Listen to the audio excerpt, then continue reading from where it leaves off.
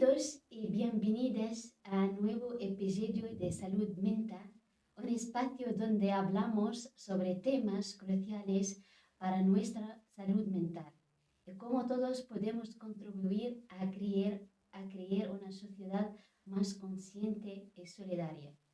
Nos acompaña hoy María Jesús González García, que es el presidenta del Colegio de Trabajadores Sociales de Burgos y trabajadora social en el Ayuntamiento en el Servicio Social Básico en el Ayuntamiento de Burgos. Desde su experiencia nos ayudará a comprender cómo la comunidad puede involucrarse en la prevención de suicidio y qué recursos existen en Burgos para apoyar a los jóvenes en crisis. Gracias por estar con nosotros, María. Gracias a vosotros por contar con la voz del trabajo social en un tema tan importante para la juventud y para toda la sociedad en general. Vale, nos vamos a empezar con unas preguntas para ver cómo funcionan las cosas, para ver más detalles sobre tu posición, cómo funcionan las cosas y qué podemos ver también sobre los detalles de este tema. Ujú. ¿Cómo trabajan las organizaciones sociales para prevenir estos casos? Bueno, yo creo que el tema del suicidio ha sido un tema durante muchos años poco hablado, poco visibilizado y que ha costado poner encima de la mesa, ¿no? El ver cómo buscábamos una forma coordinada, interdisciplinar, para poder abordar la prevención, la intervención y luego el acompañamiento a las familias, ¿no? De las personas que pueden vivir estas situaciones. Porque en la intervención ante el suicidio, durante mucho tiempo, lo que digo, estaba estigmatizada, era como una vergüenza.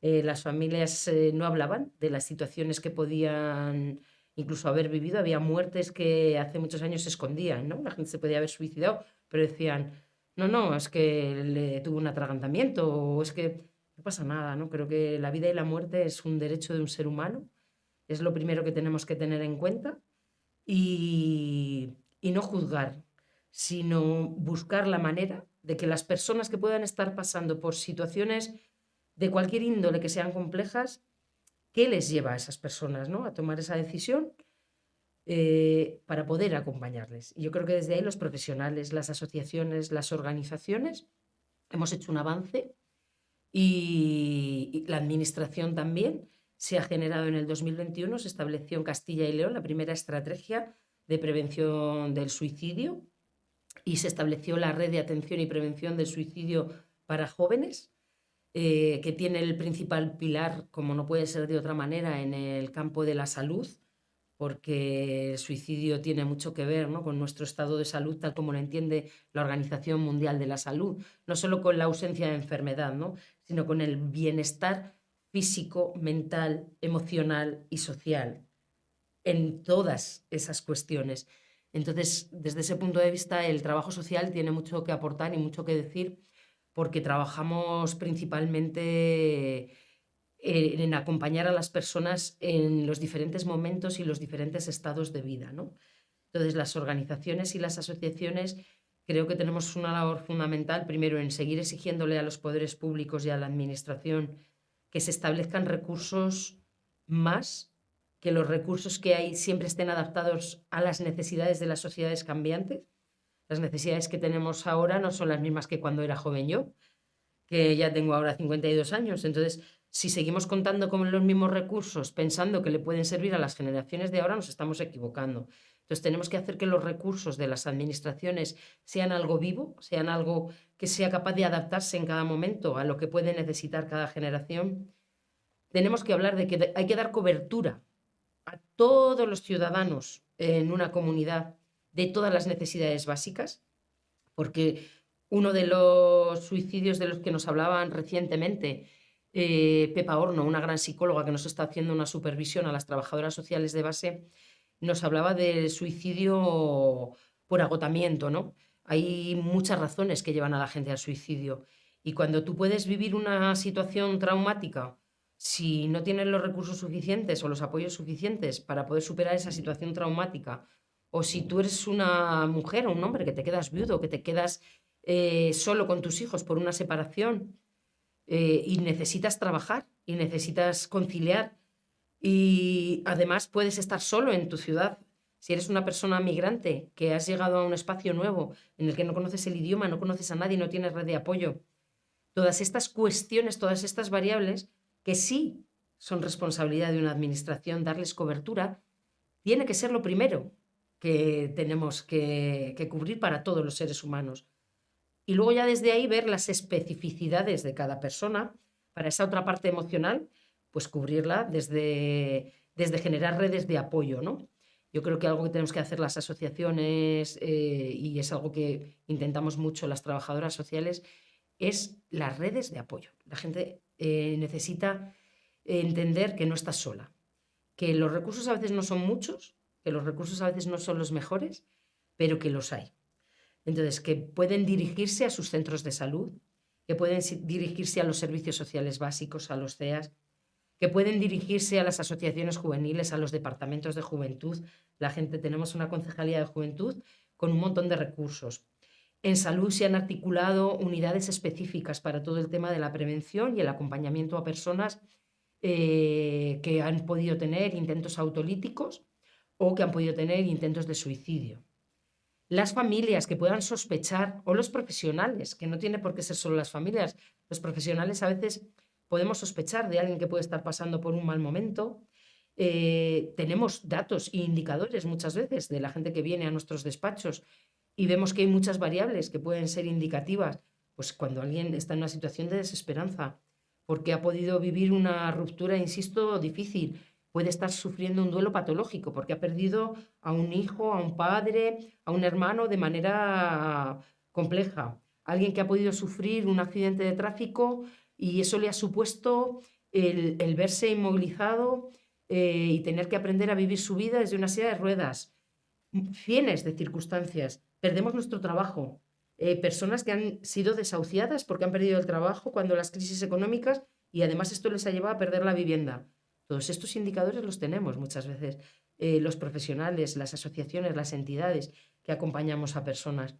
Entonces tenemos que recuperar esa mirada humanista, más allá de quién es el que tenemos enfrente, entender cuáles son nuestros propios prejuicios, nuestras propias limitaciones, porque más allá de profesionales somos personas. Entonces nosotros también hemos recibido una educación. Y si no somos conscientes de esa educación que nosotros hemos recibido, de los miedos que nosotros podemos tener como profesionales, a lo mejor el suicidio también a mí me da miedo, porque yo como persona he vivido situaciones a lo largo de mi vida, también en mi vida personal, que han podido tener relación con todo este tema. Y si yo no lo he trabajado previamente bien, luego me va a ser difícil acompañar a personas que puedan estar en estas situaciones de sufrimiento. Porque esto yo creo que cualquier entidad, cualquier asociación, cualquier recurso que trabajamos en esto, creo que cada vez estamos más sensibilizados, pero todavía nos queda hacer esa parte de hablar, de ponerle nombre y de entender que lo que hay de trasfondo de las situaciones complejas por las que pasamos como seres humanos, hay mucho sufrimiento y dolor. Y las emociones del ser humano no se pueden juzgar, son las que son. Y ante una misma circunstancia hay seres humanos que por la resiliencia, insisto, porque tienen una red de apoyo más grande, porque a lo mejor por su propia forma de ver la vida son más positivas y son más capaces de afrontar las situaciones difíciles, pero claro, cuando la vida te da muchas situaciones difíciles constantemente, tú estás solo y no tienes a nadie con quien desahogarte, con quien poder hablar. Si en tu entorno, además, hablar de que estás deprimido puede ser algo que se vea como algo malo, ¿no? Además, en esta cultura que vivimos ahora del happy flower, ¿no? Como lo llamo yo, que parece que todos tenemos que ser felices, ¿no, señores? Todos tenemos que ser humanos y permitirnos transitar de la manera más adecuada todas las emociones. Y a los seres humanos a veces nos surge la tristeza, a veces nos surge la rabia, a veces nos surge el amor, a veces nos surge la ternura, pero a veces nos surge el odio. Cuando alguien nos ha podido hacer algo muy duro, nos puede surgir otro tipo de emociones. Y tenemos que normalizarlas y hacernos responsables de qué hacemos con esas emociones, ¿no? Entonces, yo diría a la población, sobre todo a la gente joven, que se dirijan a asociaciones como Saltando Charcos, Asociación Hechos, que pasen a los servicios sociales, los CEAS, los servicios sociales. La gente se piensa que estamos principalmente para los colectivos desfavorecidos, ¿no? Si no tienes dinero, si te echan de tu casa, pero no estamos solo para eso. Las trabajadoras sociales en los servicios sociales básicos tenemos una tarea mucho más amplia, que es acompañar a las personas en sus diferentes procesos de vida.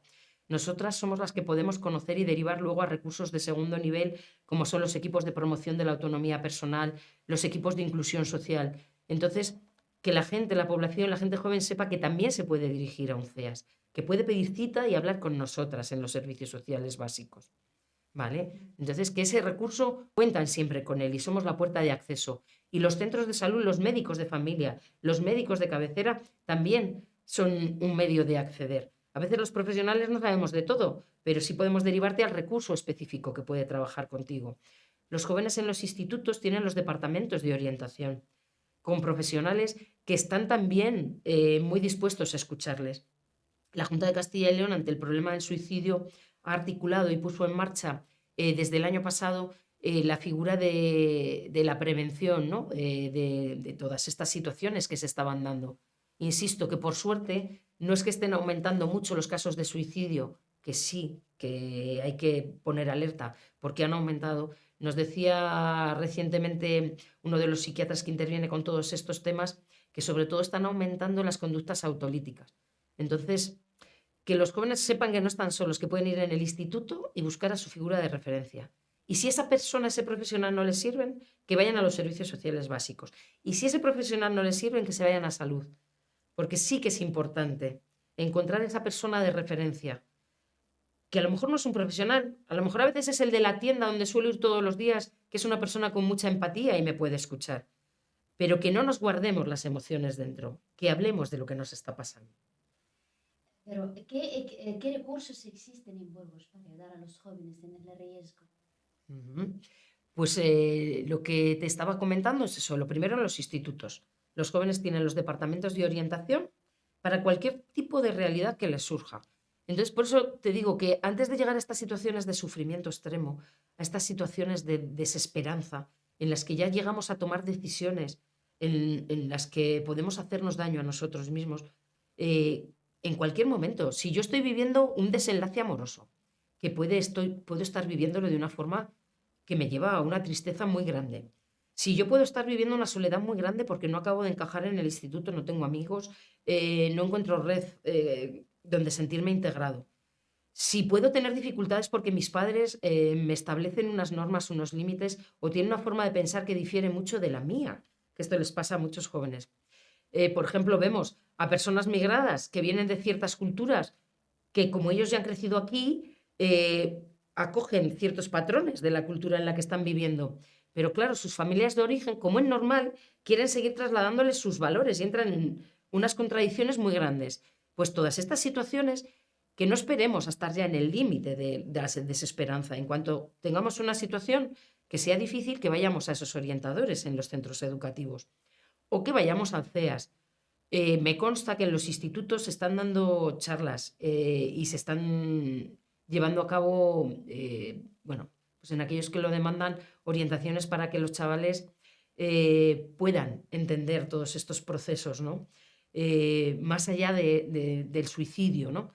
Porque no es necesario vivir en esta vida atormentado e infeliz. La juventud en la adolescencia está buscando esa forma de identificarse. ¿Quién quiero ser yo, no? Entonces es un momento muy sensible para las personas, que no tenemos que transitarlo solos. A lo mejor mi padre o mi madre no son las personas más adecuadas en este momento de la vida porque no saben, porque mis padres están para ponerme límites. Entonces, que busquen en el grupo de iguales. Si no encuentro ese grupo de iguales, el orientador, a lo mejor es un profesor del instituto el que más me sirve. Y si no, insisto, los referentes más importantes para acceder a cualquier tipo de recursos somos los servicios sociales básicos. Igual que para la salud están los centros de atención primaria, que también a través de salud